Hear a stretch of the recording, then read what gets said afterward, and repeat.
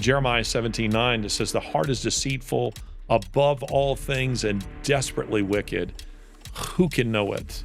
And thus we need our darker impulses must be restrained. So me being a Christian, I love the way Evelyn Waugh put it, Brideshead Revisited author, not Lord of the Flies, or Lord of the Rings author.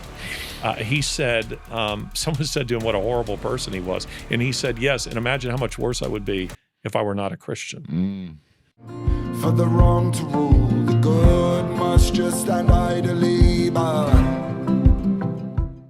Hello. Now, those of you that follow my social media profiles may have noticed that a couple of weeks ago, I went to Alabama to hang out with my guest for today's interview, Larry Alex Taunton. He described himself to me as a low church troublemaker yesterday, but he's actually a debater, a thinker, a writer. He wrote a wonderful book called The Grace Effect, which he gave to me when I was there, and I read, and it was a fascinating, beautiful story about adopting a 10-year-old girl from a Ukrainian orphanage, and who had all sorts of struggles, and how she's come into their lives. And he basically takes in waifs and strays like me in between writing books and articles for The Federalist, slightly having a pop at Jordan Peterson or not, depending on which way you look at it. And is just an all-round wonderful human being. He's come to London. He's just got back from Geneva, and he is here in the bunker that is the Reclaim the Media studio. Larry, how are you? I'm doing very well, and I must say that it is an honor to be sitting in your spot for the Fox and Father show. The Fox and Father spot. Yeah, I think it's better if we swap it round. Calvin looks better in this chair because he makes him look more serious. Look, okay, we need to give you a collar. We do. Over there. We do need a collar. So there's millions of things to talk about, but the first I want to start off by talking about Trump, if that's all right with you. Yeah, go ahead. What has been the reaction to the verdict on the Bragg case against him in the US? It's been incredible. I was abroad when that happened, but I've been following it like almost everybody on social media and talking to my friends there, various contacts.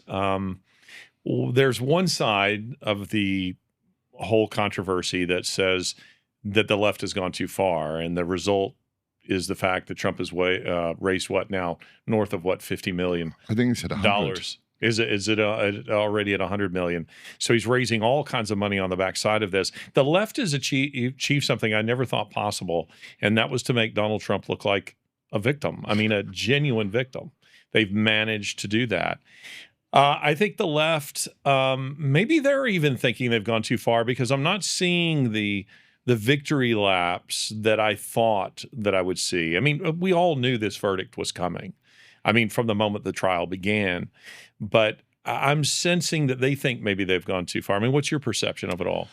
My perception of it is that they were going to get him. He can't ever be president again. Yeah. They will not let him be president, because I think he's so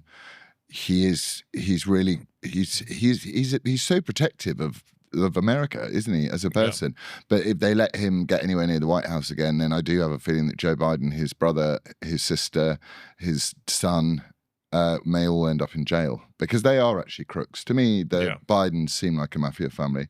I don't know what the exact wage in Congress is, but in the Senate is, but it's not enough to sustain the lifestyle that Sleepy Joe has had for all these years. So he seems to be like one of the most profoundly corrupt, racist politicians I've ever seen. Yeah, I think Democrats have pushed all their chips to the center of the table and have wagered everything on the outcome of this election. And that means that they will do everything they can to steal it. They're also creating, I believe, an atmosphere of assassination.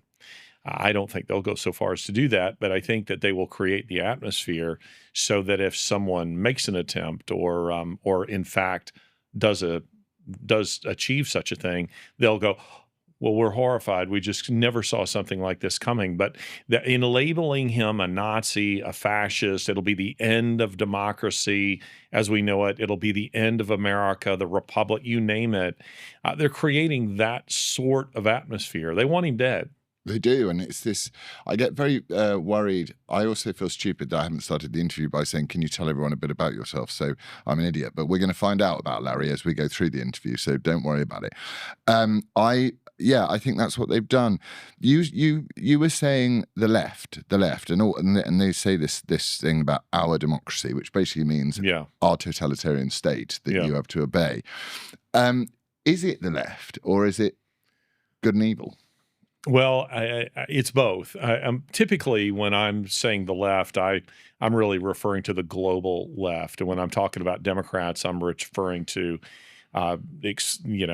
explicitly the United States. But yeah, no, I think it is a battle of good and evil. We talked a little bit about that yesterday at lunch, but I think that there are many. Listen, I was just in Geneva. I was at this kind of anti-World Health Organization gathering of policy wonks, politicians, and others. Hardly anybody is aware of what's happening. The World Health Organization has a proposed treaty, a kind of a pandemic treaty, where the signatories, in some sense, it's designed to break down national sovereignty. It gives the World Health Organization extraordinary power in any country that signs onto this treaty. And what I thought was very interesting, as with most conferences, it isn't always the presentations that are so interesting. It's the conversations that are taking place in the hotel lobbies and in the restaurants and the coffee shops. And what I kept hearing in all these different conversations was people, kind of thinking aloud, what is this evil that we're seeing? Who are these people? Why are they trying to achieve these kinds of things? This extraordinary evil that we're seeing happening, in our throughout the Western world. And there are those who arrive, I think, at the right, answer to it, that it is genuinely evil. A spiritual battle.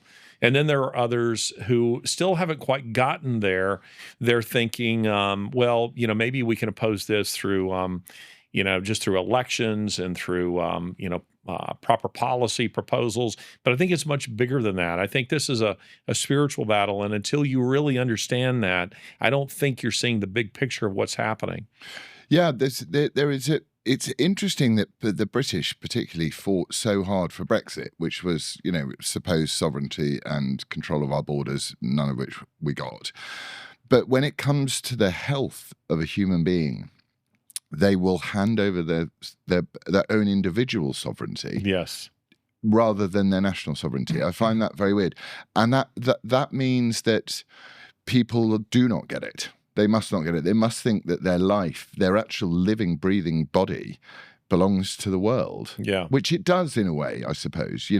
It does. But it astonishes me that there was so much noise made about Brexit and it dominated people for years and years and years and years and years.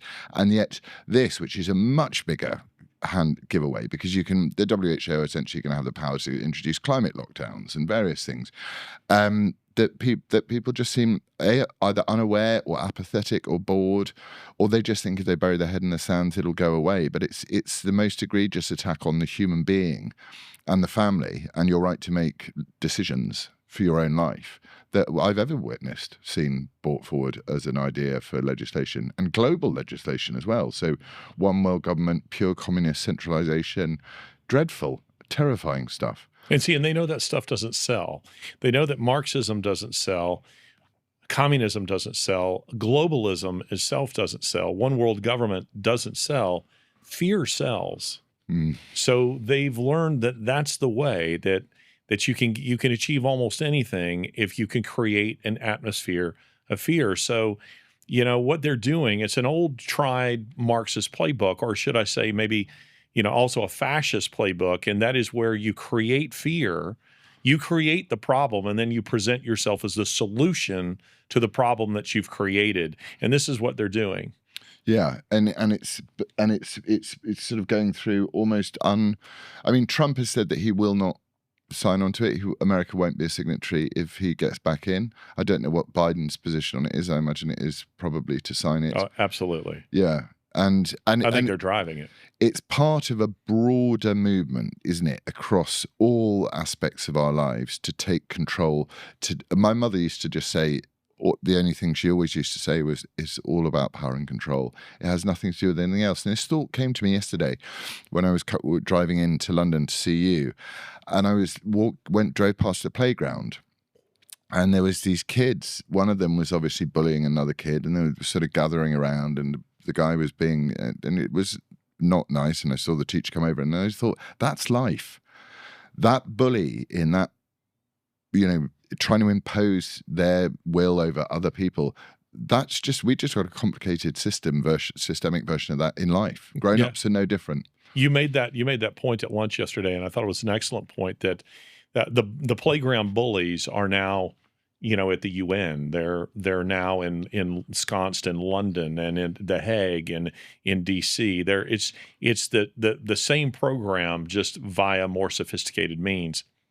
So let's just take us back a bit into your life. So tell us where you were born and brought up. Tell us a bit about your mum and dad. I've heard a bit about your mum and dad. And tell us what you do, what motivates you. I know about your podcast and your writing, but just tell us a bit about Larry Taunton. I was born a poor black child. Do people get that reference anymore? Steve Martin, the jerk. A very funny movie and a funny line in that movie. I was raised, I guess, it's very interesting. I always say grits and crumpets. As maybe the colonists are more British than the British. Yeah. And my mother's a Canadian from Vancouver Island, British Columbia. And they had, so my grandparents had pictures of the Queen on the wall and high tea and, this kind of thing. And then my father is, to use the colloquial, from L.A., that's Lower Alabama. Right. And career soldier, special forces, met my mom while on leave. And of course, we moved all over the United States. My brother was born in Germany, but I came along after that.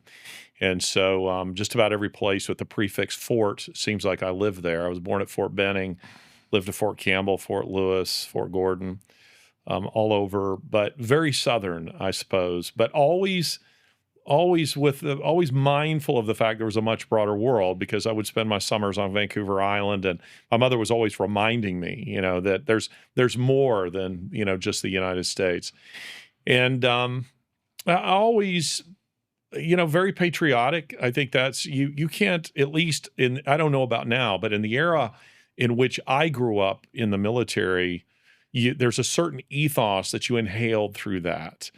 Duty, honor, courage, these things are emphasized. It's been attributed to Orwell, but I don't think he actually said it. But whoever said it, it's brilliant that rough men stand ready to do violence on behalf of those of us who sleep peaceably in bed at night. And I grew up in the company of rough men who are ready to do violence on behalf of a free people. And you absorb that. You learn to appreciate that culture, that ethic. And I guess in some sense, I often joke that my father killed Marxists for a living.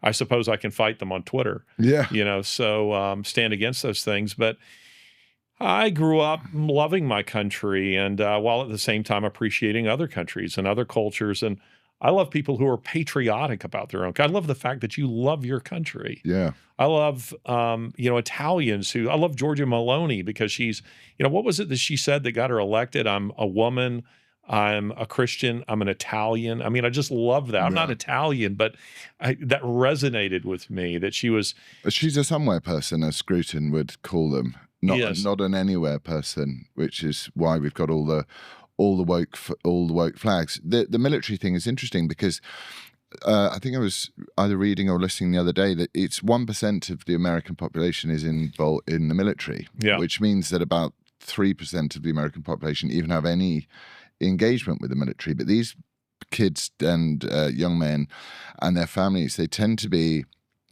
blue collar families, working class to lower middle class families, often white families, which is changing. And the American military recruitment is going through an absolute crisis phase, cratering at the moment, because they're people who came back in body bags from Iraq and Afghanistan were overrepresented by the demographic by 75% or something. And these people are being told, the people that are being asked to do what you said, to kill men so that others may sleep peaceably in their beds, they're being told they're the problem.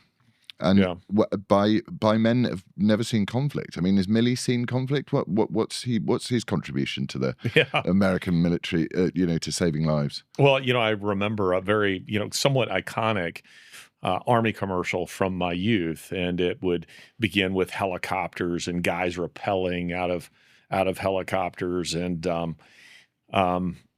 all these scenes of battle and so forth, and then it ends with the sun coming up and a couple of guys, after they parachute and land on the ground, they're having a cup of coffee, and it says, "The Army, we do more before 9 a.m. than most people do all day." Now, think of that as a recruiting slogan, and yet it was highly successful in my era.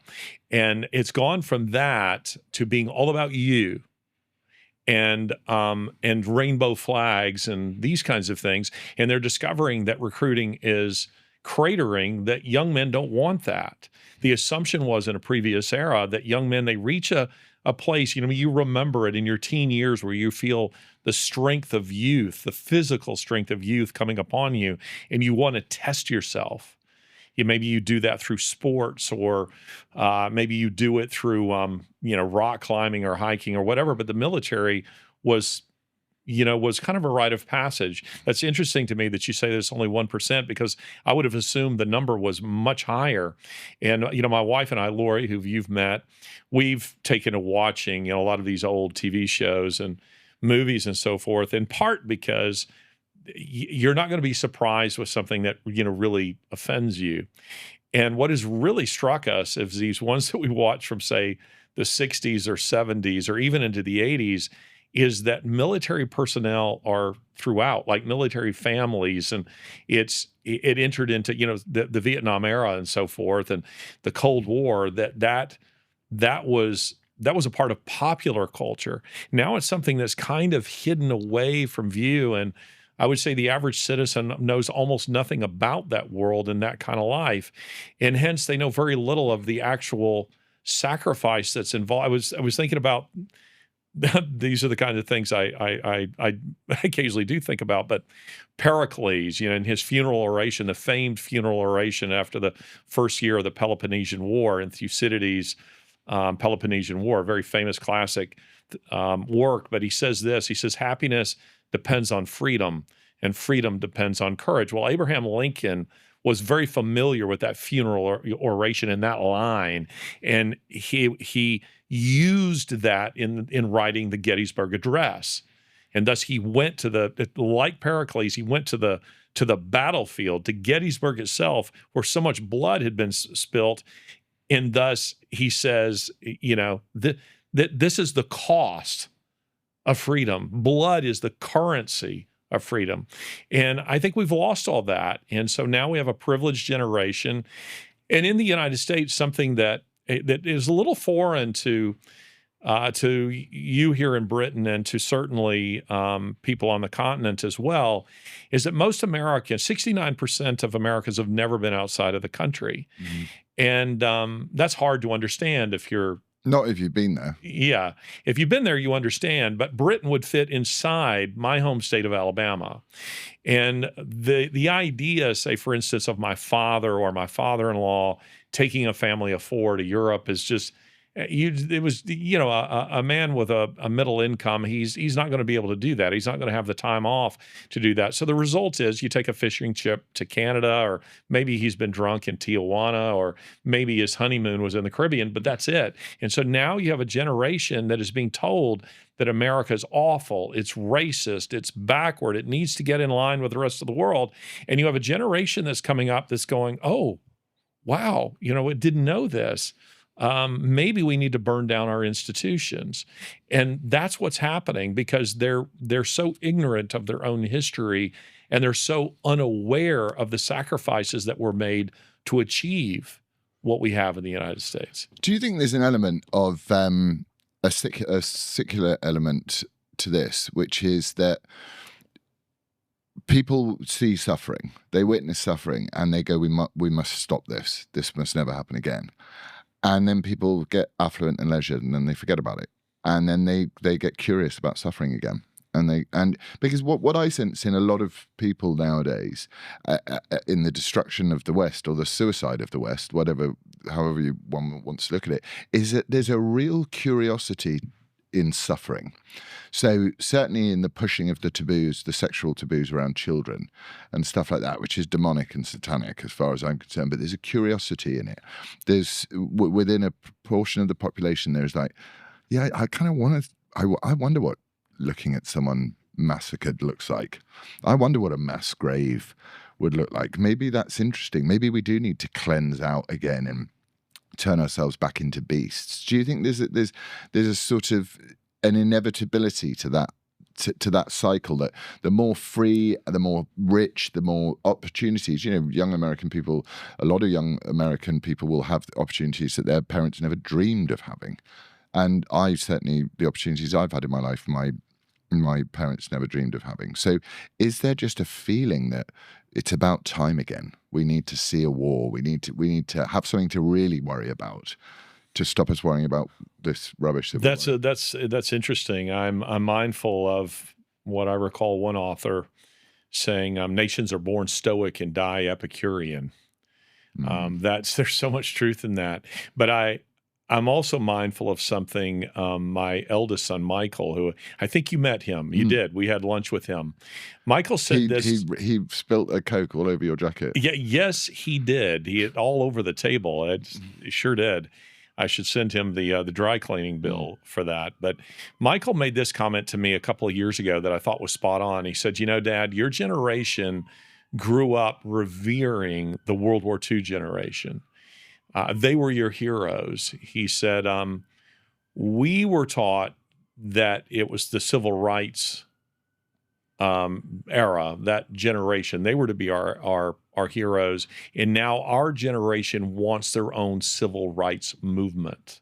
They want something. They want their own struggle. And in the absence of one, they've created a false one, or they're allowing it to be created around them, where what we're seeing now is, an effort to create crisis in society. And you have a lot of young people who are jumping on board with that because they see it as part of their struggle to save the planet, or they're going to save nature, or they're going to, whatever the cause, they're ready to go into the street and march for it. And what I find also interesting about that is when you try to drill down into that, into conversation with them, if you were to stop somebody in one of these London streets, as I have, when I've been here, when there are various marches going on, and asking them what it is that they're marching for, that after the first line or two that they've taken off of a banner, there's not much there. They don't actually know. They just know it's a cause. It's some kind of social justice. It rings true with them, and it's more feeling than actual thought. Yeah, it kind of has it's like an inversion well, not an inversion. It's analogous to when you're wrong about something, you're very vehement about it. Yeah. You know what I mean? In an argument. And it's that sort of thing. It's very shallow. They don't understand what they're talking about. I've got some friends and lost some friends just telling them things. And they said, that's not true. And I said, look it up. And then they look it up, and I show them fact after fact after fact. They're like, 10,000 unarmed black men are killed in America every year. I'm like, no, they're not. They're not. 19 on average are killed. That's a 1 in 10 million chance when you leave your house of being killed by a cop.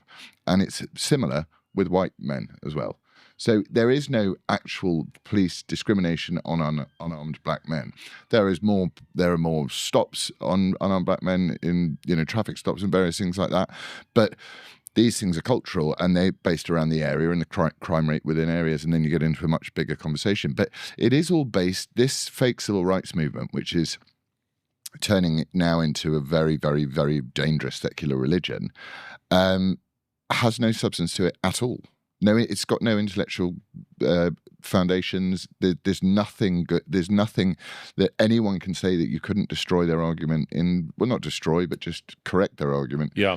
within a second. But don't you find that it's very difficult to have that conversation because they've been conditioned to react? They've been conditioned to shut you down. There was a time when speaking on a college campus or something, students would line up to take you on. Maybe they weren't the best arguments, but at least they were prepared to make them, and they would defend your right to make an argument. But now they don't even want you to speak. They want to prevent you from speaking. I had a unnerving experience a couple of years ago where I was speaking at a college, and a professor stood up in the back and said, "This lecture is over. This lecture is over." He said that I was not allowed to continue speaking. And it's because I'd mentioned the sacred cow of the American left, abortion. And he started carrying on about Black people being lynched in America was a much bigger problem. And it just so happened that I had just been doing research on this. And I said the last lynching that took place in America took place in my home state, Mobile, Alabama, in 1981. And I said, that guy went to the electric chair. You know, the guy who did that. I mean, correct me if I'm wrong. As I said to him, is there really a problem? I mean, please tell me who these people are who are being lynched. Of course, he couldn't tell me because it was fabricated. But I wasn't to be allowed to speak any further when I'm talking about the millions of children who are being annihilated in the womb. Which is I'm baffled. I can sort of see. I heard what Trump had to say about it, and I think he adopts a position that most people will take because they just don't want to deal with the problem. But what I found really depressing was England last year, Great Britain even, was a 13% rise in abortions last year to over 200,000. So people start saying, you know, we need to stop immigration. We got to assimilate with our new friends from different countries. And I'm like, well, we're killing 200,000 of our own every single year. But if you talk about it, you are the evil person, which I find really odd. Which is, hang on, I thought the baby killer was the evil person. Yeah. And in actual fact, I think the doctor who does the baby killing would go further up my list than the mother in a way. But it's astonishing that this is the sacred cow of the left. In the same way as Marjorie Taylor Greene, I don't know whether you saw it this morning, when they turned around and the reporter said to her, "You worship Trump and he's a convicted felon." And she went, "I worship God and you worship George Floyd." Yeah. So I've met her. I met her at Mar-a-Lago. She's a very interesting woman, and she is exactly what you see there. That's not an act with her. I mean, she's very passionate about what she believes. But this kind of comes back to where we started this conversation, because abortion is, for the left, it is their ritual. It is a sacrament, and it is because they know that a broadly Judeo-Christian culture, that the sanctity of life is what we hold very dear. So what are they going to do? They're going to say, we're going to take your children and we're going to destroy them, and we're going to celebrate killing them. I mean, there's a website called Shout Your Abortion where you take a little video and you upload yourself celebrating your abortion. You see these T-shirts that say, "I've had an abortion." You know, it's not just simply that they want to make it available. They want you to celebrate it. They want you to call good evil and evil good. And it is meant to be an in your face. I mean, did you see the Project Veritas videos of a couple of years ago? Yeah, where they're selling the baby parts. Yeah, they're selling them. I know why it is, because they have no meaning and they have no faith. So in anger and rage at God, they destroy His creation to prove He doesn't exist. That's what they're doing. That's surely the reason why people would celebrate an abortion. I bet you there's a whole lot of abortions that take place in shame and sadness. and hidden away. But the idea of celebrating it is an idea of turning around and going, it's very similar to me to, Aztec culture and, it hasn't rained for 3 weeks. So let's get 40,000 of our enemies and chop their hearts out and throw them down some stairs on this temple we built. Do you know what I mean? It's really, it's unreformed and really, really, really dangerous. But it seems to have accelerated so much recently that I'm wondering, as you said about the Trump thing, without there hasn't been the kind of massive round of applause from everybody, whether if it is a war in good versus evil, whether they've noticed that we're overreaching, we might be overreaching here, that the part of America is just, Trump bumped 6 points in the polls, in those snap polls, and we'll see how it happens. But this sudden, oh God, we're making it worse for ourselves. And they're painting themselves into a corner that they can't get out of without violence, maybe. I don't know. Except for this.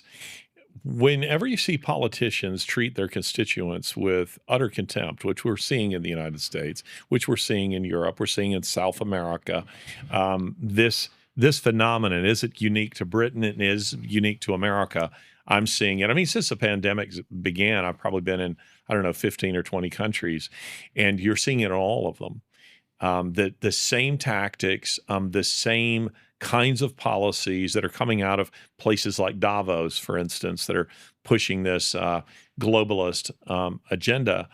But when you see politicians treating their constituents with contempt, to me it signals either A, they're retiring, they can't run again because maybe they've reached term limits, or the fix is in and they know it. And I think that the fix is in, and they know it. They are working at perfecting what they did in 2020 with all the ballot harvesting. They're doing everything they can in our country to give votes to people who aren't even citizens of the United States. And that's taking place all over the United States, particularly it's in targeted swing states. Typically in blue cities. It might be in a red state, but it might be a blue city where they're targeting specific districts where they will rig the outcome of the election. So to me, they're doing this because they feel confident we can do this. We can treat Americans like this. And because in the end, we're going to win anyway. Not really, but we'll make sure that on election night, if we have to declare that Joe Biden is both the most popular and the second most popular, presidents of all time, 81 million votes in 2020, 85 million or whatever they need, they're just going to be ready to bring them in, gym bags and place them all ballots right there at the booth to be counted. Yeah, because there's a sort of rule that you can't say anything that I've worked it out slowly over a period of time, that anything you're not allowed to say, you should say a lot. Yeah. And one of those things is the tampering of the American election, which is now proven. Zuckerberg obviously did his bit to rig the election with his $400 million investment. We had the Twitter files, we had the shutting down of anything to do with the Hunter Biden laptop. A lot of Americans still think that's Russian disinformation. It's all proven. Hillary Clinton acted unlawfully. Last week, so Hunter Biden's trial starts either yesterday or today, his gun trial. Last week, Joe Biden went over to his daughter-in-law. That's evidence. It's tampering. And this stuff, they do it willy-nilly. And I'm just going, what is the defense of the right, which is not the right, say those that wish to be good, against those that will do evil? What's the way, does it inexorably lead to violence? Is that where it heads? It does seem like that's where we're headed. And it does feel to me like they're trying to provoke it. Yeah. You treat the American people with this level of contempt in the hopes that someone will, some little militia band will respond so they can declare martial law or pull out the National Guard and say, we can't have elections in the fall. In talking about some of these protests and such, though, I want to ask you, because you were at the head of, they say 20,000. Honestly, to me, it could have been 50,000. It looked like a huge number of people who are protesting here, right here in this city, in London, in Parliament Square. Tell us a little bit about that. Yeah, so that was on the weekend. There's a man who's been vilified and hated by the media for a very long time called Tommy Robinson in the UK. And he originally came onto the scene in his own hometown of Luton because he said, you know, the Muslim immigration into Luton was really, really damaging the social fabric. And he said it was damaging the social fabric between black and white communities as well, because, you know, people there's obviously tensions often between races, but, you know, broadly on the same kind of track, the black and white communities, you know, church families and, you know, that sort of thing. And he complained about that. That made him a pariah. He was quite he came from a rough side of town, so he was also had a few problems with the law anyway. And then he started reporting on these what can only be called child rape gangs all over England, which were predominantly the culprits of these child rape gangs were predominantly Pakistani Muslim men. A few Afghans, yeah. Yeah, but overwhelming representation. He started saying it. So he would go outside court and record them and try and get the information out to the people, because the police tried to cover it up because they didn't want to be seen as racist. Anyway, he was completely cancelled and destroyed and imprisoned. They really tried to end his... I mean, he's been through hell. And then Musk comes back and goes, you can have your Twitter page back. So he's cleaned his act up. He's very, very sober. He's very, very energetic. I mean, the guy makes Ben Shapiro look like he talks in a lazy southern drawl. He speaks rocket speed like that. He's a brilliant guy, and he's back on Twitter, and he's energizing people. And I've been saying for a long time, I don't think there's a political solution to a cultural problem.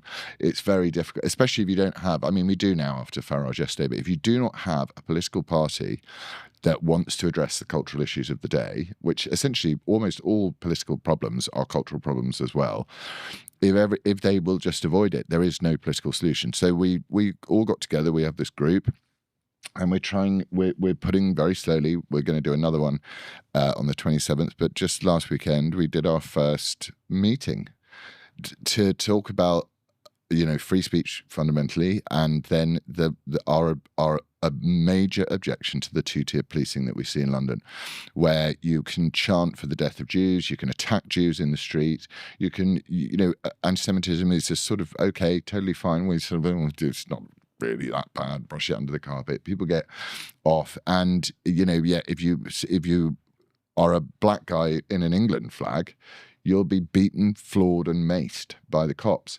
And this is all done in service of the terrible, you know, at least they're giving us a name for this religion now, the diversity, equity, and inclusion religion. Which means that any person of colour skin can do no wrong, can commit no crime, because they are systemically oppressed by dreadful old whitey. So we held the rally. And we didn't know what the numbers were going to be. We thought it would be, I found out, I had a friend, the guy who walks my dogs when I'm working, came and he was like, I'm coming. It's the first time I felt hopeful that someone's going to represent my voice. And they turned up, and it was tens and tens of thousands. And they filled Parliament Square, and a lot of speeches were given. Tommy makes films now as well, because he's a journalist, much better journalist than anyone you'll find on the BBC, about two-tier policing. And what moved me, it was a very happy event. We had a wonderful woman singing. She was great. We tried to keep it joyful, and we tried to give, you know, the great unwashed and the ignored of Britain a chance to be heard. And it was a huge, resounding success. But the thing that I noticed is whenever you look at one of these little campus social justice, fake sort of fancy dressed civil rights movements, whenever they leave, they just leave shit everywhere. Yeah. Tents, crap, all the plastic, especially if they're Just Stop Oil protesters. It's just detritus and crap everywhere. They disrespect everything. Break windows, do all that, graffiti, everything. It was left. There wasn't a single piece of litter left. And these are the great people of the country. And seeing as I got kicked into politics, I didn't want to get into politics at all. I was quite happy acting, but I just couldn't lie. I thought, if I'm going to get kicked into politics, and my position in that is to is to provide a voice for those that will not be provided a voice by anybody else. So we've got together, we work as a sort of loose coalition which is tightening up to create a movement to put pressure on the government to address the issues we want to do. And we see yesterday, and I mean, look, I could be wrong, but I don't think it's any accident that Nigel Farage has said, I'm not standing this time in the UK, and then we have this huge rally and it goes mental and suddenly he's changed his mind. So he thinks, because he's a guy of great timing, and he's always one to come in and finish the job and take credit for it. Bless him. And I have no problem with that. But I wonder whether he saw that rally, he saw those people. How could he not have? He saw the passion, and he thought, maybe it's time, and I this is my shot. So it was the first of what we hope is going to be a movement. Which is going to be led on what we're going to call the pledge, and it's going to be pledges based on principles, on unalterable and unimpeachable principles that are based on the individual and on the greater and broader society. But very, very simple principles in regards to freedom of speech and equality and all of these sorts of things. So yeah, it was astonishing and it was brilliant, and I love to see it, and I want to get Trump to do a message for our next one, because we're going to move it to Trafalgar Square, I think, next time, and see if we can fill Trafalgar Square. And then once we do that, they will have to listen. I mean, they're listening anyway, but they'll have to. I think you could have filled it with the crowd that you had just this past week. I mean, it was that impressive, and yet media has tried to present it as far right, racist, radicals. Fighting, all these kinds of things, and that is. Tell me if I'm mistaken here, but the police officer died, who was stabbed in the back of the neck. Was he an Afghan? No, I don't think the police officer was an Afghan, but the killer was. Yeah, the killer. Yes. Yeah. So a Muslim who stabbed him, and that took place sort of on the fringe of this. Is that not correct? That was in Germany. Excuse me. That was in Mannheim. Yes, you're absolutely correct. So there was another kind of gathering of some kind there that was going on. And this police officer, he subdues the guy who was trying to stop the guy who had the knife, and he ends up getting stabbed in the back of the neck. Initial reports were that he was fine, he was recovering, and then all of a sudden yesterday, I see that he's died. But yes, I've forgotten that wasn't here in London. That was it was a movement. I think it's called Pax Europa, and I think that when Germany, for example, let in 1.5 million migrants in one swathe. Yeah. I mean, that's a really big piece of social engineering that, for which you have no way of estimating what the repercussions and the offshoots of doing something like that are. And I think places like Germany and places like Sweden and France to a degree, but it's been a problem in France for longer, are going, this is a disastrous experiment, because what people like to do is they like to say that if you criticize Islam, you're criticizing Muslims. You're not. You're saying, I do not like what Islam does to countries when it becomes a predominant religion. That doesn't mean I don't like Muslims. That means that I don't like the ideology. I don't like this ideology. And to me, I've said it before, I think it's a cult and I don't like it at all. But that's not to say that I couldn't love a Muslim. But what we're being told... But they don't share the culture. No. It's an alien culture. I was talking with our good, tech guy over here. I've been in Nigeria. I've been in his home country. And the Christians in that country, I mean, these are the kind of things that people in the West just have no understanding of, no idea of. But I was at Plateau State. This is after the Troubles began in 2012, where the way it looked there, what the Nigerians themselves would tell you, that beginning in the early 2000s, truckloads of children, Muslim children, were brought in. This is happening all over West Africa, by the way. But Nigeria was one of the first. And they would bring truckloads of children off and just drop them off. And people were wondering, what in the world is going on here? And those children would be begging at gas stations, gathering around potholes and these kind of things where cars have to slow down, and they'd be selling trinkets and this sort of thing. And then an imam would be sent in to teach them, to give them a little bit of food here and there, and to radicalize them. And then when they were ready to launch an attack on the Christian leadership within a given community, they'd arm these kids with AK-47s and say, "Tell us where the vicar lives." And this is going on all over West Africa and all over central and northern Nigeria. It will begin to move further to the south. And I've sat with these people and heard their stories as they're sitting in their homes watching television. Suddenly, bullets are flying through the windows. Whenever they've tried to defend themselves, the United Nations comes in and says it's a human rights violation and disarms them so that they're vulnerable again to yet more attacks. But Westerners, at least in the United States, they have very little understanding of Islam as a religion. And because they've been so inculcated with this idea of diversity, that is wonderful. Diversity is our strength. Yeah. And you're going, no, you don't understand. These are not, and I'm talking about, by the way, not those Muslims who have been westernized. Yeah. Who aren't really Muslim. They have some kind of a vague Muslim heritage, but I'm talking about the ones who take the Hadith, the Quran, the life of Muhammad very, very seriously. Those are people who have nothing but contempt for the West, nothing but contempt for its culture, and for its women.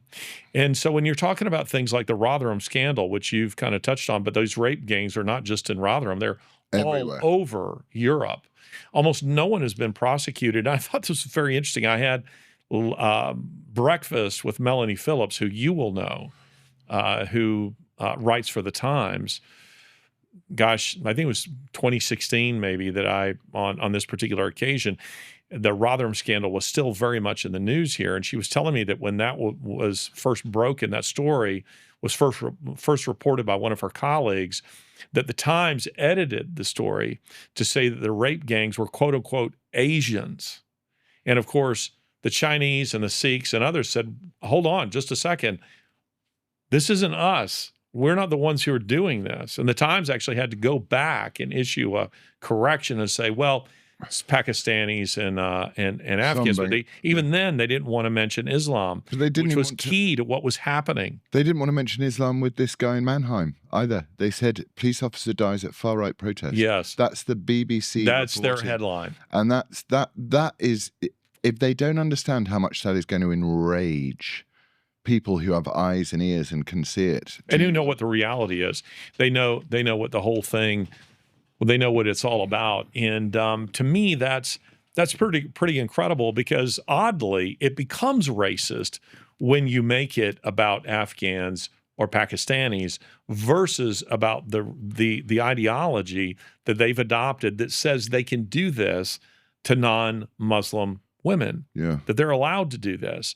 And so some of these girls, and they were almost all at-risk girls, often adolescent girls, they would say that those who are raping them would quote the Quran while they're raping them, while they're beating them, drugging them, videoing them, taking them from one part of the city, one part of the country to another, and almost no one was speaking out on their behalf. Instead, what we hear about in the States is whether or not Meghan Markle has been treated, badly because she's a person of color. I mean, that to me is just outrageous. If you want a real Me Too movement, you want a real cause, save these poor girls from being raped. Yeah. But nobody cares, and nobody's being punished for that. And that's an extraordinary tragedy. It hasn't happened yet I think the Times called it an industrial scale rape. That's the way they put it correctly. We haven't seen anything quite like that in the United States, and that's because our Muslim population is minuscule compared to your own. Now, there are those like Ilhan Omar who want to change that. They're flying them into the United States now from places like Somalia and Afghanistan. But for the most part, the migrants who are coming into the United States are coming from broadly Catholic, countries in Central and South America, which makes for a very different kind of migrant. Yeah. And I've just spent, in a couple of months ago, I was in the Darien Gap. I was in the jungles of the Darien Gap. I've been following some of these migrant groups. I was recently in Colombia, Panama, Mexico City, following them, interviewing them, engaging them in conversation. I've been doing it on and off for about the last 5 years, and that's been fascinating. But they're a very different kind of migrant on the whole than what you're getting here in Britain. And these are people who, again, this just fascinates me. They're people who are fleeing the very policies that Democrats are trying to bring into the United States. So you mentioned socialism to them. They know what it is because they're fleeing a socialist, shithole like Venezuela, for instance. Colombia will soon be headed in that same direction. Peru, Chile, they've all fallen, Brazil, they've all fallen in very similar dubious elections to Marxists. And people see this and they know what's coming. They Colombia, as I say, I've been in Colombia probably 10 times in the last, 5 years. And Colombia, since the days of Pablo Escobar, has been making small strides, but noticeable strides towards progress. Medellin, once per capita murder capital of the world, Medellin now is largely a safe city. That's going to change now that Petro is in power. A Marxist, a literal terrorist, who is now going to take them back in the direction that they've come from. And so these people see what this is, and they're trying to go to the United States. And I find myself fighting kind of a losing battle and arguing with people in the United States and saying, if you lived in one of these countries, you would do this too. Yeah. You would flee this to try to get to the United States. Now, the Biden administration is doing everything they can to facilitate them coming into the United States in very dubious ways that undermine American law, immigration law, eroding our borders.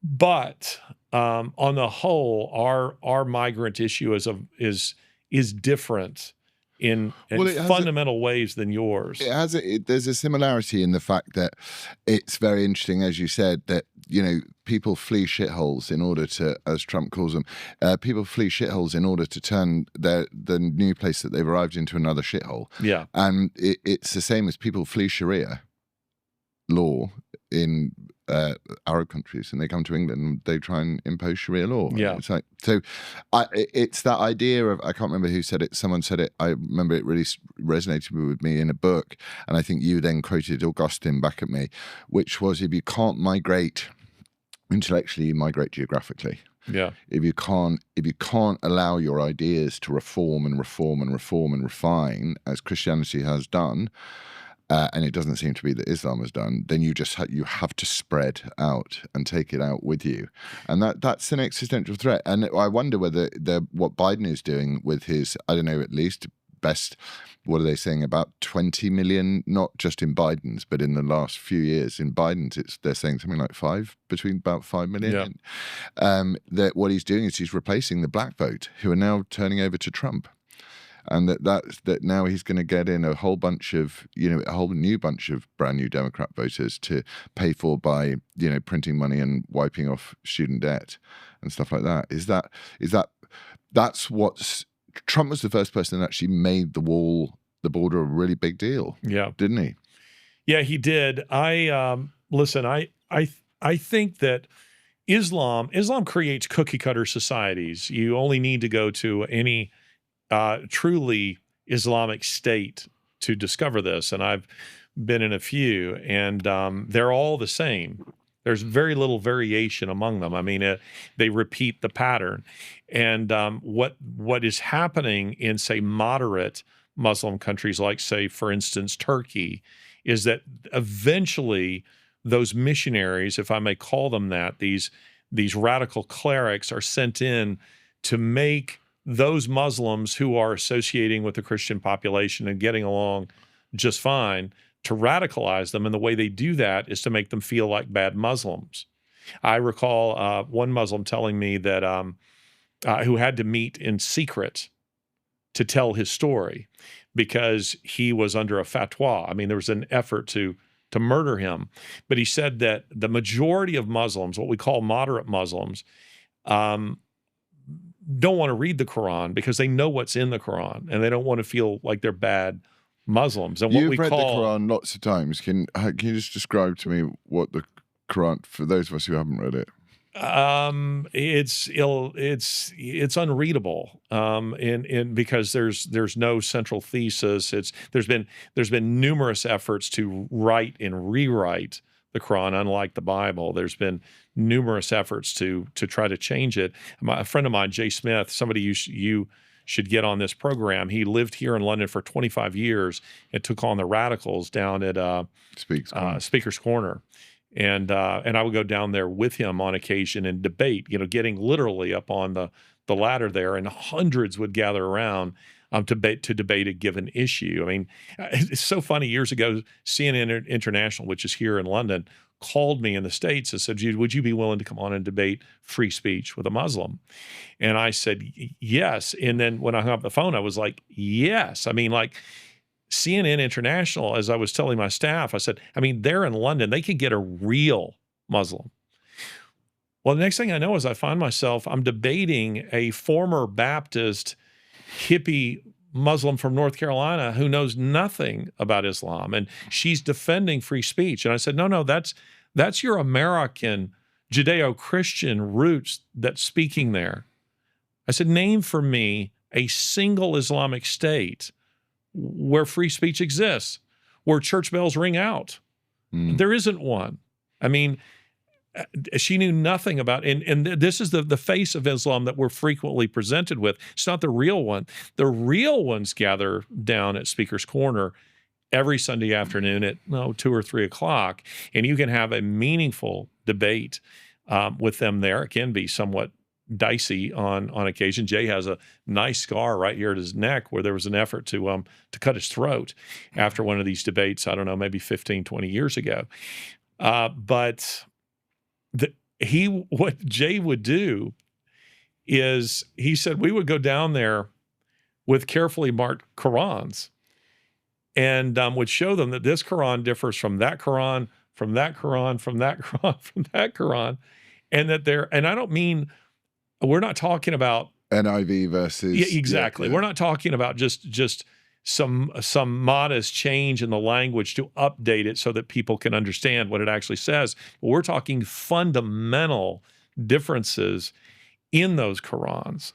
And it presented those Muslims who would come there with a real problem, because they didn't know how to answer this. They were used to attacking the Bible, and they were used to attacking the Bible with Christians who didn't know the Bible. And thus they were very effective in debate before Jay took this over and started going down there and first addressing their biblical questions, but then he took the offensive and went after the Quran, which almost no one is willing to do that.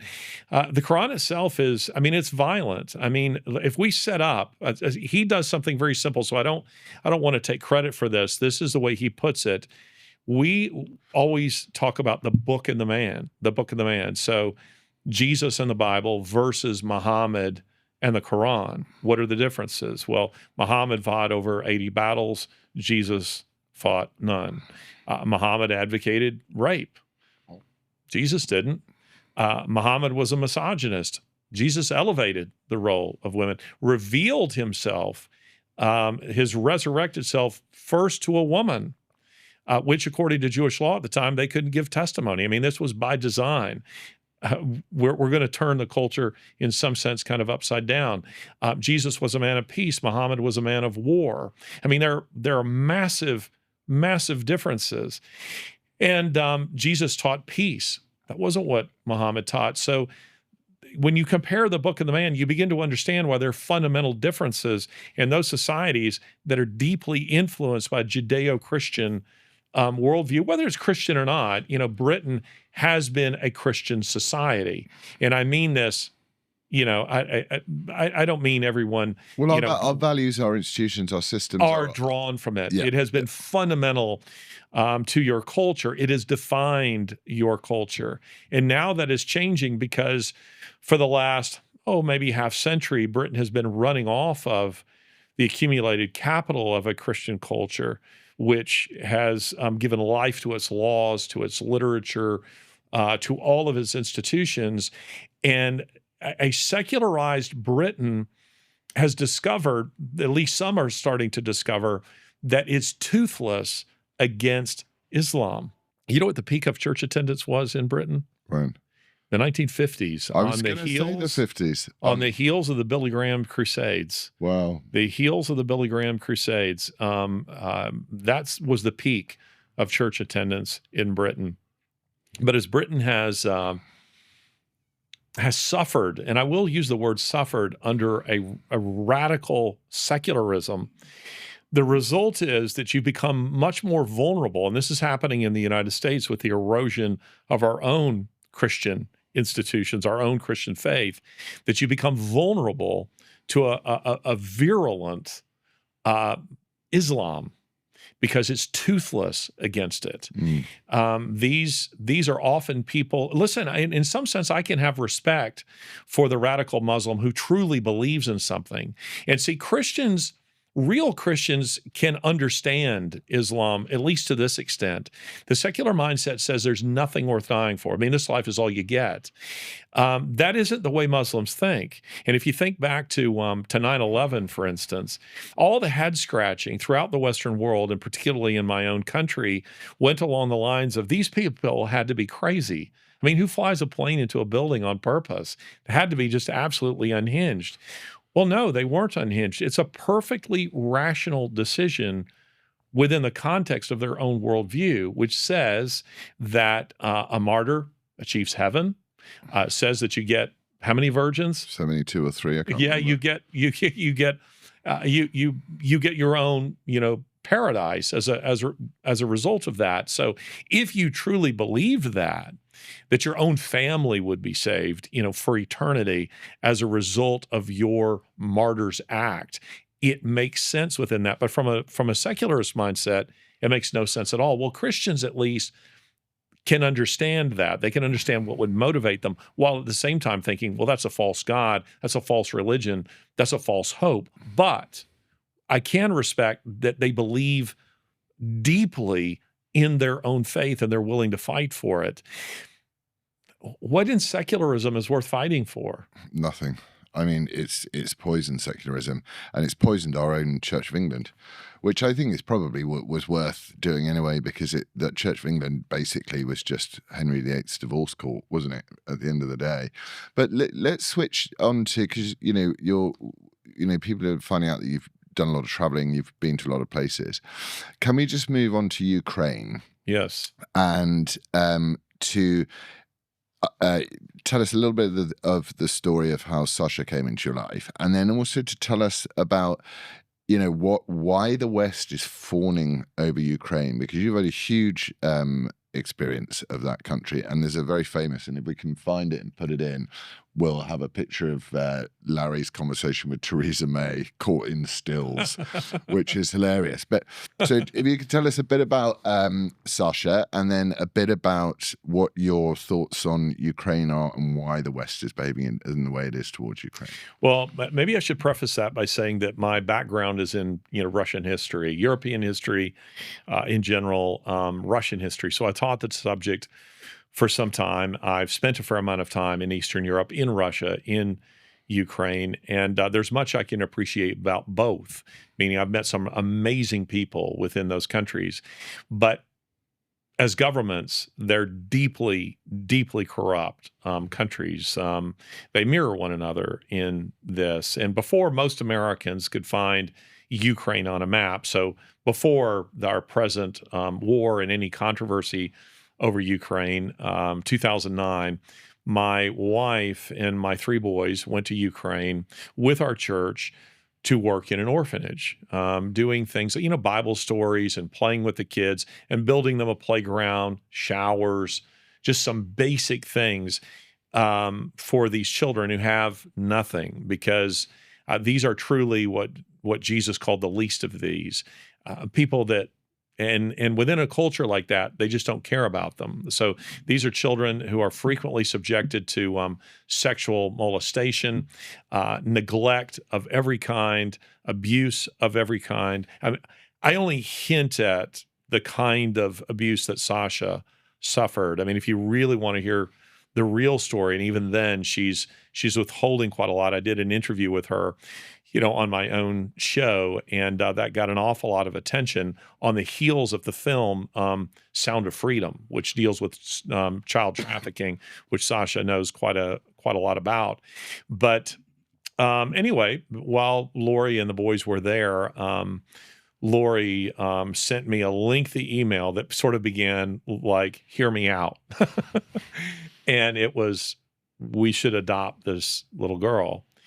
And I told her that I was open. That was about all that I said, that I was open. But, I'm thinking in terms of all the hurdles. I'm thinking in terms of how much this is going to cost, and do we have money to do this? And the answer was definitely no. And an adoption was about $50,000. We would have to go to Ukraine. Do I have time for that? But we're not talking puppies here. We're talking about a human being. And if we have the chance to change the life of just one human being, if that door's open, you've got to walk through it. And so we did. And we went to Ukraine. I'd already been in Ukraine several times, and I've been in Ukraine several times since.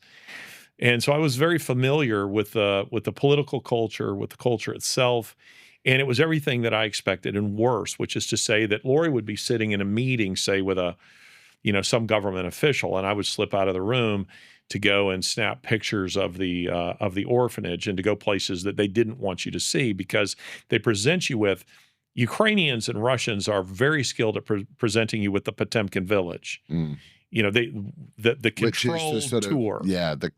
This is the perfect supermarket in the perfect place, but it's not. It's what Tucker Carlson saw. He went to Moscow. It was his first time in Russia, and I think Tucker Carlson is brilliant and does a lot of wonderful things. But I thought, could you possibly be more naive when he came back from Moscow talking about what a beautiful city it is and how wonderful it was? And I thought, no, the Russians showed you a Patemkin village. They showed you what they wanted you to see. It's a third world country, which has some nice things in the metropolitan centers, but don't extrapolate from that it's a free and wonderful society. So while there, you're butting up against this corruption in a very real flesh and blood way. So that previously, for instance, I might be with a Ukrainian or a Russian friend who, let's say, has to get his car tags, and that in order to get them, his license plate, he has to pay an official behind the counter in order to achieve that. Now, Americans aren't used to that kind of corruption. If I was asked at the DMV, the Department of Motor Vehicles, for an extra $20 or $100, I would say, I want to speak to your boss. In Ukraine, that does you no good because the boss is in on it. They're all in on it. To call the police is to make your situation worse, because everyone, they're in on it too. Everyone is in on it. So I had to bribe every single official but one in order to make that adoption possible.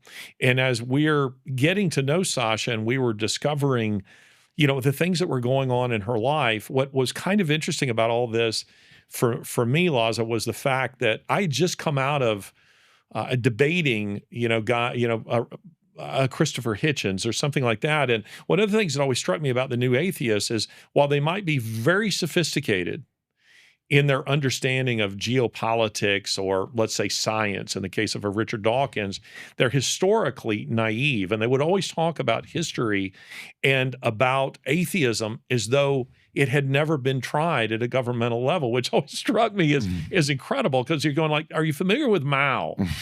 Have you ever heard of him? Who killed roughly 70 million, of his own people. I said that at the University of Beijing. And interestingly enough, my last attempt to go to China, they blocked my visa. They said I would not be allowed. So seems that somebody was listening and didn't appreciate what I had to say.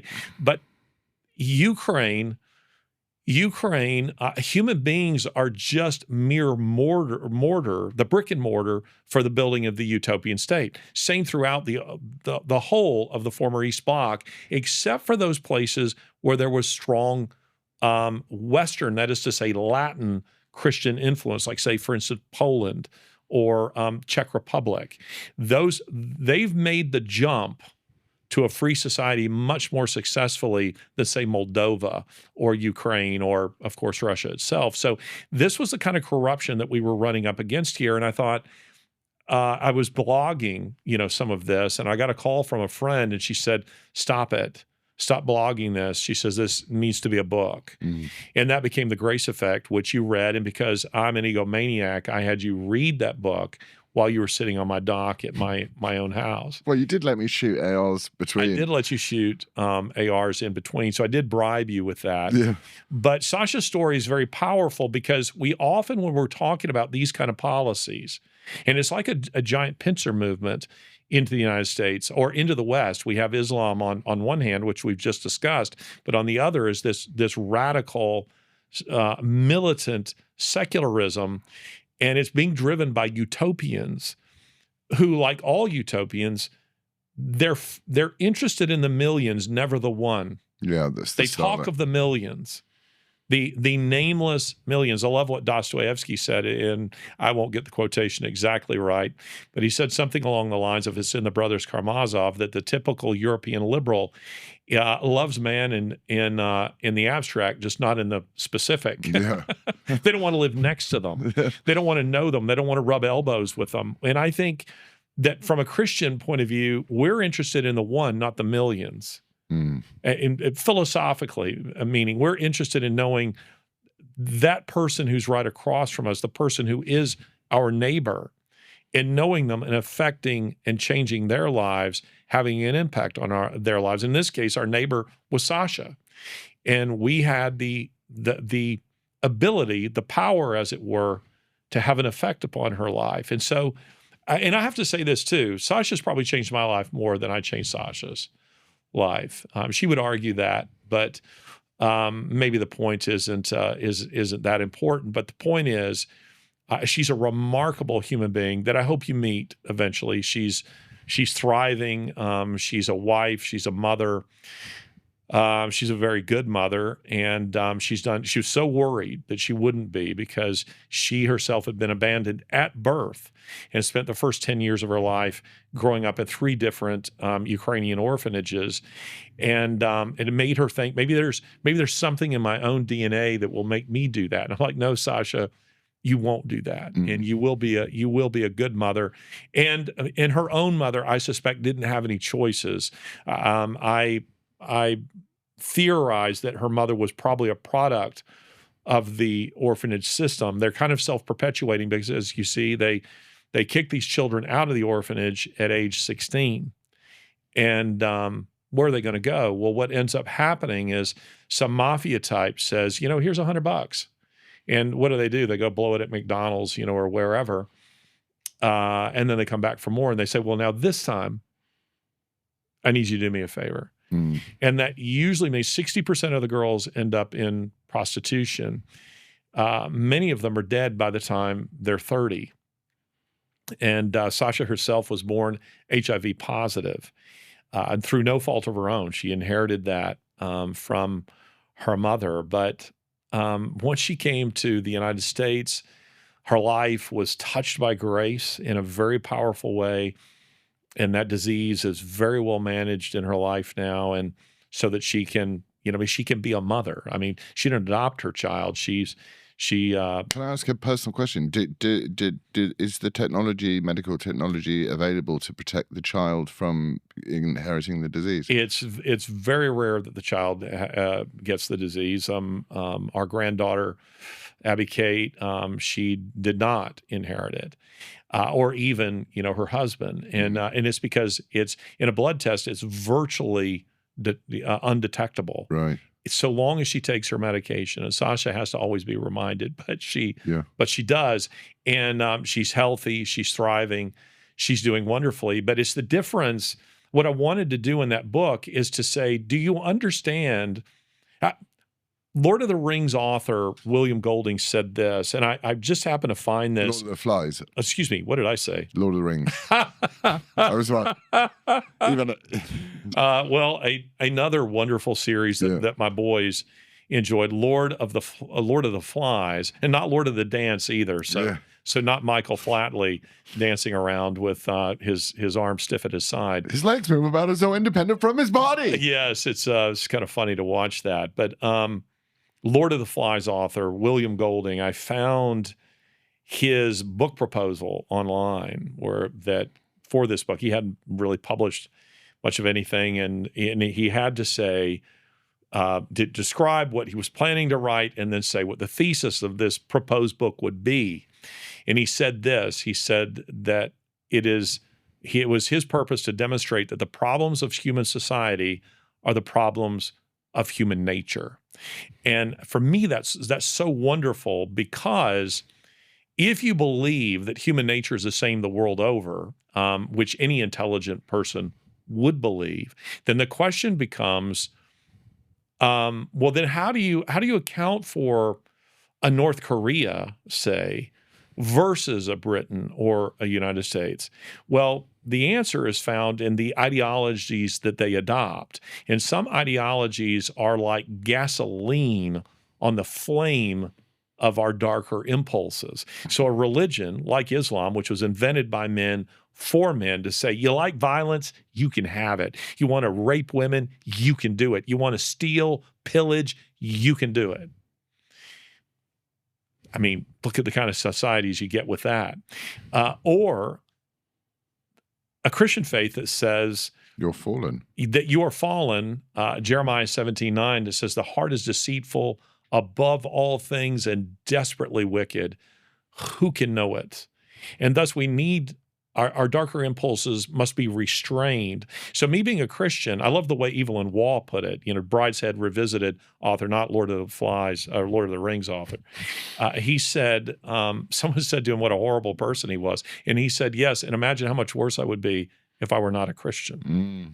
So it isn't that it makes me good, but it restrains me from it makes me just a little less evil than I might be. And the impact on a society is massive. And the data bears this out in giving, hospitals built, all these kinds of things. A society that has been touched by the gospel is a restrained society. And there'll be somebody who's going to say, yeah, but what about these priests who've done, there's human nature remains. It is what it is. Evil remains.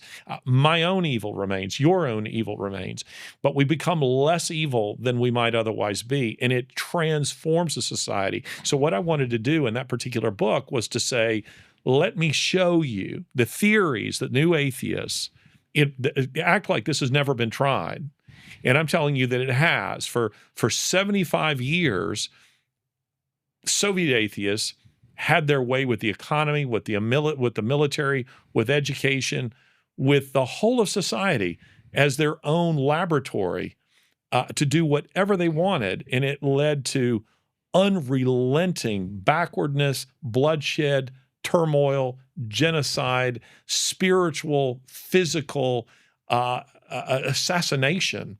That's what happened. So looking at Sasha's life, comparing it in a society like that, and then what it looked like when she came to the United States and how much differently people treated her in the United States. Were their natures different? No.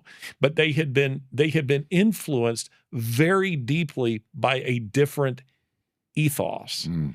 And that plays out in the real world in a fundamentally important way. And that's almost, one wonders whether that is why the utopians, who love zero, everything zero COVID, net zero, and all of this sort of stuff, I think that they need zero Christians. Because it does seem to me to be the only way to stop man being how Jeremiah described his heart. It's like, it's even before I became a Christian, I knew that we were bad people. And I would judge a lot of I would ask certainly girlfriends and things like that, and even mates, I would ask them quite early on if I was deciding how much time I wanted to invest in them, whether they thought we were good or bad people. And it's amazing the people that think they're good people, the badness that I've seen people who think they're good will do in the name of goodness and kindness, human goodness and kindness. I mean, look, we have it written all over the internet, don't we? In the Be Kind Brigade, you've got to be kind to the mother and the family who support the mutilation of their child. it's an act of kindness to allow to remove the genitals of a confused and dysphoric child. It's human beings are. I think this is one of the things that is so true. You said to me that very powerful thing when I was stressing out about my kids, and you said, "Do you trust them to God?" And I was like, "Yes, I do, 100%, no problem at all." And I think if you'd said, "Do you trust them to the orphanage system, or do you trust them to the state?" I would say no. Not a chance in hell. And in fact, every time I've rubbed up against the state with anything to do with my children, I've been utterly appalled. And there's huge numbers of fathers who are in abject pain as a result of this. So I think they're trying to wipe out Christianity. And I think the church in England, certainly, this is what it was, we went to the mega church with you, and I said, "How do you tell whether this is a good church or not?" And you said, "Well, it depends. They will use scripture. Scripture will be at the center of everything they do." And a bad church is some guy with a big ego wandering around telling everyone what they should think of what he thinks of what the scripture says. So it's interesting watching the Church of England, which is big argument that it's having at the moment, is about same-sex marriage and homosexuality and transgenderism. Which would all be resolved if they bothered to look at the book they claim to base their practices on. It's incredible. I think what you're seeing in the West is I think the radicals recognize what a lot of Christians, or at least people who would say that they're Christians, often don't recognize, and that is that Christianity itself must be destroyed. And it's because Christians are by nature rebels. And that is because, to quote a man who had a real influence on my own thinking, a theologian by the name of Francis Schaeffer, he said this. He said, "No totalitarian or authoritarian regime can tolerate a people who say that they have an absolute, universal standard by which all men and their governments are judged." Because you see, they will always say that there's a higher power. And the West, America in particular, was birthed on the idea that there are laws that supersede the laws of mankind, so that take the Declaration of Independence, that appeals to the laws of God. It says, we know that these are laws of men, but they're damnable laws.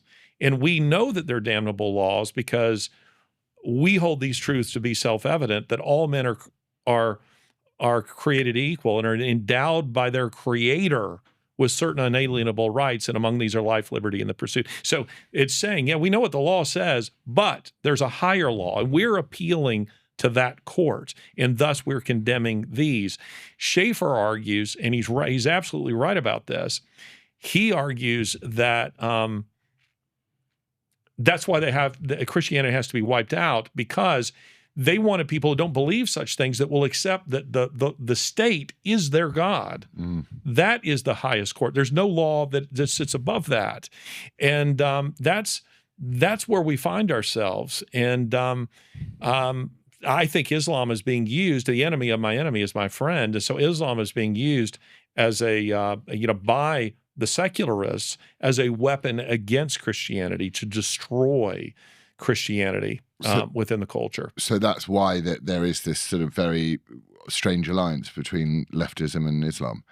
But unfortunately, I think, and that's also quite historically pertinent, that once Islam is done with its leftists, those are the first to go, right? Yeah, I think so. I'm wondering if they are.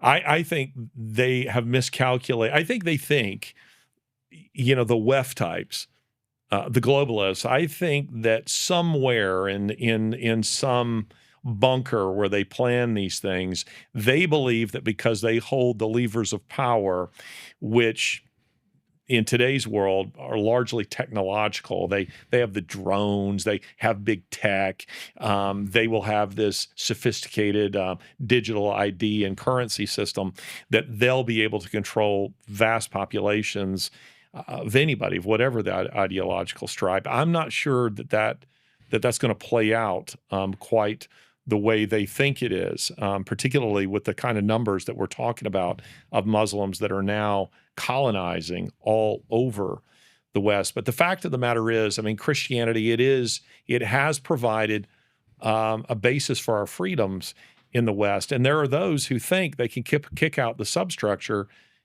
and keep the superstructure. Mm. And you just cannot do that. No. T.S. Eliot, if Christianity goes, the whole culture goes. Is that what T.S. Eliot said? He did say that. What my favourite line in the whole world of ever written by anybody is written by T.S. Eliot, and I still don't know why it is my favourite line. What is that? And I don't really know what it means either, but it means something profound to me. Well, what is that? There is, it seems to us at least, only a limited value in the knowledge gained from experience, because experience imposes a pattern and falsifies. For every moment is a new and shocking valuation of all that we have been. Okay, break that down for us. Tell us what that means. I don't know what it means. What I think it is it's a sort of, there is, it seemed to us, at least, any limited value in the knowledge gained from experience. It's basically, I think it's trying to, he was always obsessing through those 4 quartets, particularly over time present, time past, both perhaps present and time future. I think he was trying to absolve you of your shame. That's what I sense each moment. But then also remind you that there's going to be a new one coming. A new and shocking valuation of all that we have been will be each moment. And I think it's a sort of, he's appealing to you to, in a more biblical way to live in the present, rather than in a hippie way of living in the present, which is all the shit you've done which is bad. It wasn't bad. And all the horrible stuff you're going to do isn't bad either. What he's saying is everything that happens in your life, every moment is new and shocking to you, and you therefore you have choice within that. I think that's probably what it means to me. But it just grabbed me when I read it, and I can never forget it. I say it to myself at least once a day. Maybe this feels unrelated, but what you're saying, and then what you said just a few minutes ago, as it relates to people being basically good, thinking that they're basically good. That has been that cliche is used all the time. Restored by faith in humanity. I mean, if there's anything that history says you should not put your faith in, it is humanity, right? But we hear people naively tossing that about every now and then. And what I find very interesting about that, historically speaking, is that mentality, the idea that people are basically good, leads to genocides. And why does it lead to genocides? Well, it leads to genocides because you then come to the conclusion that those people who are bad, that there's something fundamentally wrong with them, and they can be separated out from society and destroyed. So that an Adolf Hitler, for instance, would say, well, it's the Jews who are bad. It's the gypsies who are bad. It's the Christians who are bad. We separate them out from the whole, and we can destroy them. And I recall, I think it's George Bernard Shaw. It was George Bernard Shaw who was invited by Stalin to see his, Soviet utopia in 1931, and he was shown a Patemkin village, and he came back, and he said that, and of course, Bernard Shaw was a hardcore atheist and communist. Dostoevsky would say they're the same thing, but he came back and he said, Stalin's killing the right people. He's killing the right people. So that Bernard Shaw was of the view we have to separate out from society. He wrote an essay on the importance of the gas chamber. The gas chamber. This is the part about George Bernard Shaw that is never discussed. And meaning venerated in my drama school. Yes. We separate him out. We separate the bad guys out from society, and we can kill them. Compare that with Alexander Solzhenitsyn, who in Gulag Archipelago says he's telling the story of when he was being tortured. He was held to the ground. He had been arrested, of course, in Stalin's Russia, and he's, as I recall, he's restrained. He's being restrained on the floor, naked, and he said they used women often to torture because it was particularly humiliating. And he says this woman she has her boot on my testicles, and she is slowly leaning forward and putting more and more pressure. And he thinks to himself that if he could, he would kill them all. He would kill them all, these KGB interrogators. But then he goes on to talk about how they'd come around recruiting on his campus. He'd almost become one of them. And that's followed with this line, a very profound line. He says, The line between good and evil runs through every human heart. When you adopt the idea that people are basically good and that there are just some that are broken, you're buying into a falsehood that has massive consequences for your own thinking and for societal thinking, rather than going, you know what, we're all fundamentally broken and we all need redemption. We all need something to restrain us from what we might do to each other. And if we're ever honest with ourselves, and very few of us are, it's one of the things, by the way, that I think is actually very remarkable about you. I don't know how well your audience knows you in terms of your own show and your own commentary, but just sitting, in my truck, driving around all over the South and eating in barbecue restaurants and shooting AR-15s, these are all things that you're allowed to do in the United States, at least in the part of the United States where I live, and sitting on my dock and on my porch smoking nice Cuban cigars, illegal though they are in my country.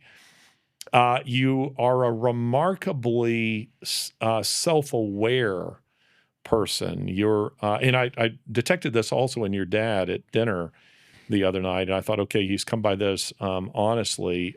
You are have a remarkable ability to self-reflect, and very few people do that. Most of us don't want to do that. We play whack-a-mole with it. Did you ever have that game here? Yeah, we play whack-a-mole with it. We don't want silence.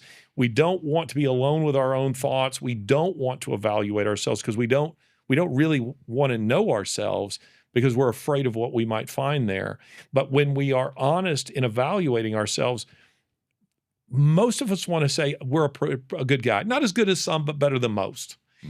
And when we really evaluate the intentions of our hearts, honestly, frequently we're going to find evil there, even in some of the good things that we might do, that they're motivated maybe for selfish reasons.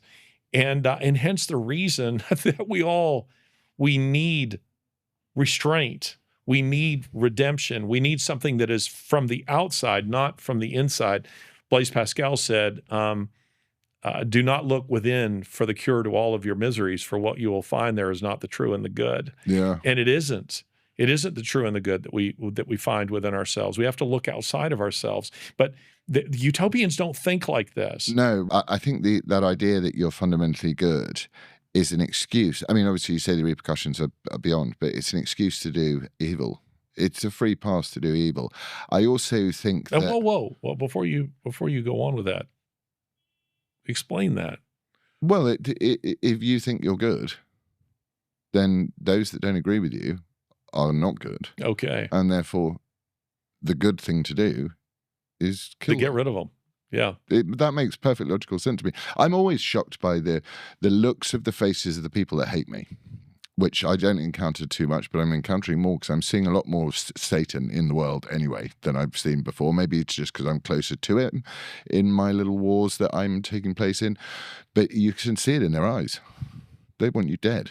Yeah. And they wouldn't bat an eyelid at your own death.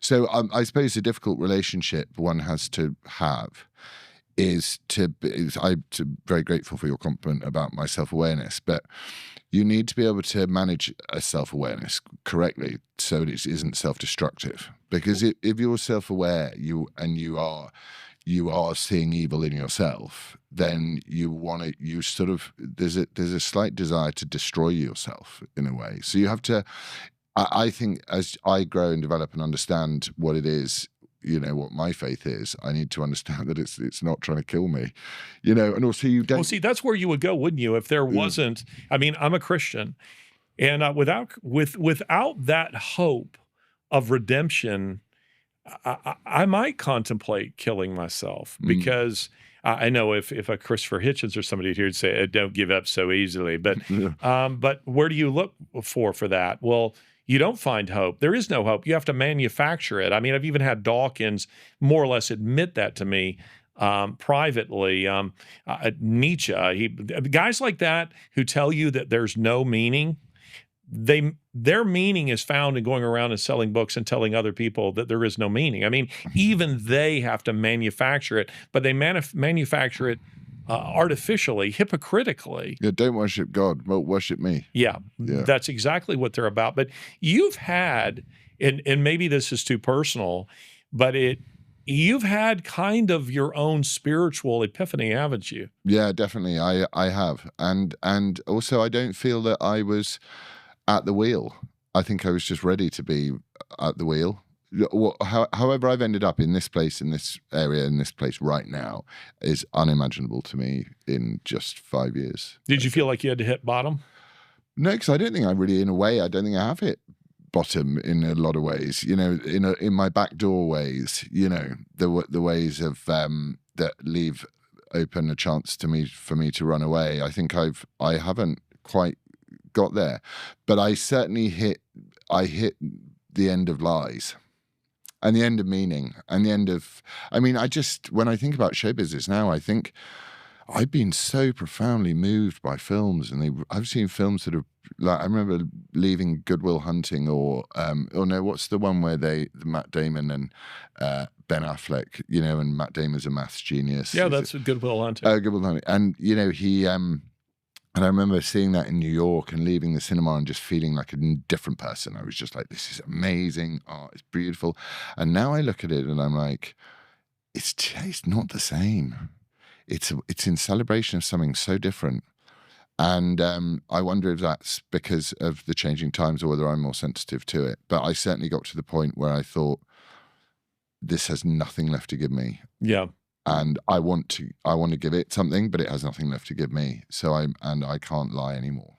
That's, you know, I've got enough. I'm a deceitful enough person to not have to spend my professional life being deceitful, as well as, you know, some of my private life. So I'm trying to be open. What I'm in the process of doing is trying to be open about my own deceitfulness. That's really what I'm trying to do. I did an interview with a guy the other day. It was quite funny. And I said, he's quite a hard interviewer. And I said, I want you to give me a really hard time, because it's good intellectual exercise to be pushed around and, you know, and put in difficult positions. And he said to me, I really tried to find some stuff to be hard on you with, but you've admitted it all. So I couldn't find stuff where which you were still defending so he tried me on one of these issues and he said, do you regret this? I went, no, not at all. He said, why not? And I watched the interview back last night and I could see what he was trying to do. And I was just meeting him with honesty and acceptance of the fact that I'm a fallen, broken, deceitful person. And it's quite disarming to an interviewer who's trying to push you in that way. So I'm as you and I have spoken about, I'm an Ian Hesiodi type Christian. You won't be getting my baptism. Well, I've been baptized, but you won't be getting my confirmation covered on Instagram. Or, you know, my early protestations on Instagram. I'm not. So you won't be teaching something equivalent to the Jordan B. Peterson biblical series. You're not up for that. You're not going to be. I like his biblical series in an intellectual way. You're not going to be. You're not be going around Laurence Fox Wrestles with God book or anything like that. No, I instead I am writing a book, and it's basically a confession, and then it's a confession drawing towards hope, and and a bit of a sort of memoir and a manifesto at the same time. But we'll see. Yeah, it's interesting. I was talking to a minister in the U.S. I'll call him a ministry, not really officially that, but he has a ministry that generally focuses on men. And he made this statement to me that I thought was kind of funny, but at the same time true. He said, I can't deal with young men. He said, I can't deal with them. He said, I get them in their 40s and in their 50s when their careers have become not exactly what they thought they would be. The marriage is a little less fulfilling. The children aren't turning out quite the way they expected them to. And he says, and then they're ready to listen to me when they've kind of reached the end of themselves. But he says, in their 20s, he says they're still sure that they have the world by the tail and that they've got it all figured out. They know things you don't know, and they're going to be a smashing success in every area of their life. And he said that he's particularly successful with men who are wildly successful in their careers, but have discovered that it's not as fulfilling as they thought it was going to be. That they've gotten there and they go, is this it? This is success? There's nothing worse. That's the most lonely feeling you can ever have. And you've been there. I've definitely been there. I've definitely been to that thing of just going, I never wanted to be, well, I think that's not true. At the beginning of my acting career, I wanted to be a big star, like my dad, probably to, as a sort of competition to my dad. I was like, I'm going to be a big star. And then after a while, I realized it made me so unhappy, the pursuit of being a big star. And I got so angry if I didn't get a meeting for this or a meeting for that. And I would be like, it's all my agent's fault. My agent's dreadful, and that's why. And I would blame everybody else. I wouldn't blame the fact that I probably hadn't done as much work as I should have done on the script preparation or stuff like that. And then I thought to myself, you know what? I don't want to be a star. I just want to work with great people. And I did that for a very long time. And then it changed. And then I just thought, I don't want to, it's strange. I really miss acting because I think I'm good at it. So I miss that. I think you are too. I miss that part of it. And your dad thinks you were very good with a very limited character. Oh, he's very kind.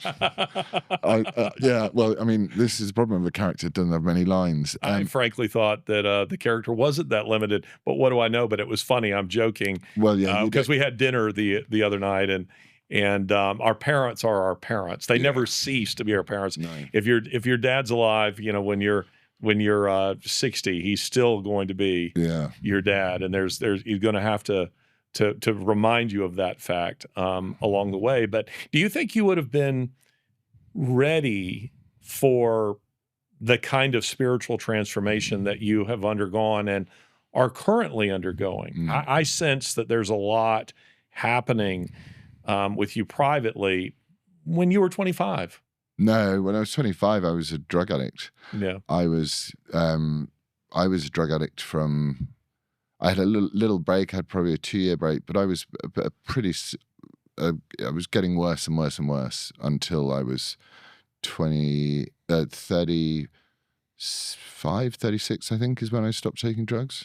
And I haven't gone back to them, and I wouldn't. But you kind of had to reach the end of yourself. Yeah, well, actually, it took the end of a marriage. So, and that's when I just walked, when that finished, I just walked out and I said, I ain't doing any of that anymore. That is, if you want to add real evil to a relationship, put cocaine in it.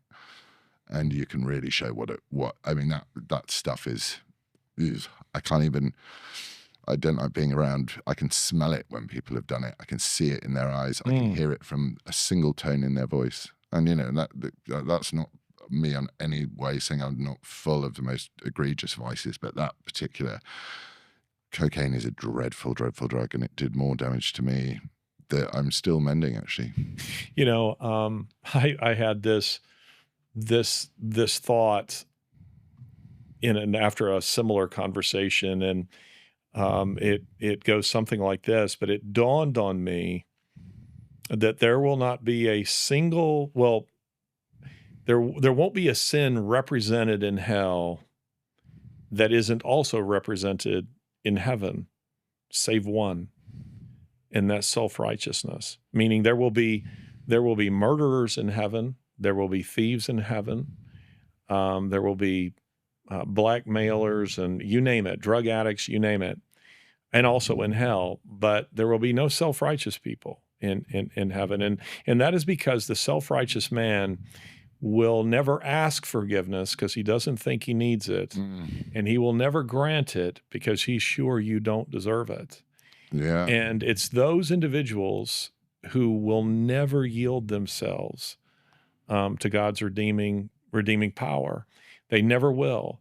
And those are the truly evil people. Yeah. And I think it's Solzhenitsyn who said that for someone to do the really extraordinarily evil stuff that we've seen in history, a person must first believe that what he's doing is right. He has to be full of his own self-righteousness, and which figures like Stalin and Hitler and, the Klaus Schwabs of the world, certainly are. Fauci. I mean, did you see any of his Oh, testimony? I just wrote Satan at the top of it. It's The lack of any humility in his testimony was incredible to me. That we're all these years, after the fact, and you would think that he would be saying, mistakes were made, at least to say that. Yeah. Acknowledge nothing. No. Oh, There wasn't even a bit of humility. And I thought that's a picture of real evil right there. I struggle with my feelings about Anthony Fauci and the London Mayor and people like that. What I think I've learned, actually, out of all of the things that I've learned most recently, is that you don't, and I think the Christians kind of sell this really badly. Certainly in the UK they do, that you have to kind of be this wonderful, perfect person before you can even begin to have a conversation with God. But actually, no, it's almost the other way around. You have to be ready, and you can be as broken as anything, and you still have exactly the same conversation, which is why you're saying, murderers can go to heaven and all this sort of stuff, as long as they've repented. And I think that's probably why we're seeing a huge rise and upsurge in Christianity. Certainly in England, I was with a friend yesterday you met who has a church, and they said it's hundreds and hundreds more every month are coming, young people, because they're realizing they're seeing what the opposite is. And they're experiencing evil. That to me is interesting. I've been thinking about that a lot, how right now people are butting up against and witnessing this. It's kind of what I was trying to say about Geneva when I was just in Geneva. And these are mostly secularly minded people. So it's their culture, it's what they've grown up in, and it's what they know. But they're asking a spiritual question at a policy level convention. Yeah. And they're saying, wow, we are seeing real evil. And the experience of that evil has caused them to rethink that maybe its opposite must also be real too. And it's caused some of them, like as they would say, the Dutch, they corrected me. I said, do you know who Ayaan Hirsi Ali? Who? Ayaan Hirsi Ali. Oh, Ayaan Hirsi Ali. Do you know? Yeah. This caused people like her. I don't want to mischaracterize her own conversion. She's recently converted to Christianity, and I think authentic Christianity with great humility. But listening to her, I get the impression that it has been the experience of evil that has caused her to reevaluate her atheistic commitments and go, no, this isn't true. Its opposite must be true. There must be a real God, a true God. And she found that God in the pages of the Bible, in Christianity, and that she's converted. And one of the most powerful moments when we were in church together, for me, was when the pastor, who wasn't the regular pastor, if you recall, he was like an assistant pastor, happened to be preaching that day, kind of a very Southern, what we would say, kind of a country accent, a very folksy message, but he would back it all up with, as the Bible says, and he would put these passages up on a big screen. But he asked people, how many of you here have had your lives changed by Jesus Christ, who were, say, drug addicts, failed marriages, and a hand started going up all over the place.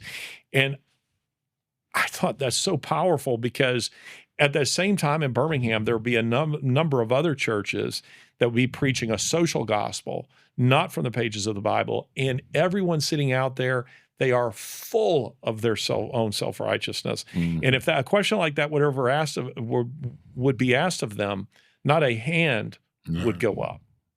And that's the difference, I think, from the real, humble, redeeming work of Jesus Christ versus that which is about being seeing and being seen. Yeah, there's a real big difference there, and I think that we have to, before we can start even having the conversation about transforming society, we have to start with ourselves. Yeah, and the understanding of the limits of our own goodness and the need for some input from the outside in order to change us, and therefore, change any society that we're a part of.